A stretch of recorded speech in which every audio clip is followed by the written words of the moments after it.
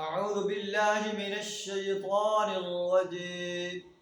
بسم الله الرحمن الرحيم. وأزلفت الجنة للمتقين وأزلفت الجنة للمتقين غير بعيد. هذا ما توعدون لكل أواب حفيظ من خشي الرحمن بالغيب وجاء بقلب منيب. صدق اللہ العظیم. جہنمی انسانوں کا ہولناک منظر بیان فرما کر اب اللہ تعالیٰ جنتی انسانوں کا منظر بیان فرما رہا ہے. جنتی انسان کون ہوں گے؟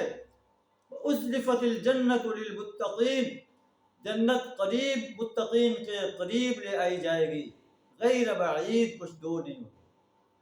جنت تقویٰ سے آراستہ انسانوں کے لیے ہوگی جو اللہ کی نافرمانی سے ڈرتے ہیں، اللہ کی فرمانبرداری کرتے ہیں، زندگی کے ہر شعبے میں اللہ اور اس کے رسول صلی اللہ علیہ وسلم کی اتباع کرتے ہیں. اللہ فرماتا ہے کہ جیسے جنت کا فیصلہ ہوگا، جنت میں ان کو جانے کے لیے کوئی وقت درکار نہیں ہوگا، جنت کو قریب لایا جائے گا، اس میں داخل ہو جائے. هذا ما توعدون لكل اواب حفیظ، ارشاد ہوگا یہ ہے وہ چیز جس کا تم سے وعدہ کیا جاتا تھا ہر اس شخص کے لیے جو اواب ہے، اللہ کی طرف رجوع کرنے والا ہے، حفیظ، بڑی نگہداشت کرنے والا ہے، اپنے آپ کو گناہوں سے بچانے والا ہے، اللہ کے حدود کی حفاظت کرنے والا ہے.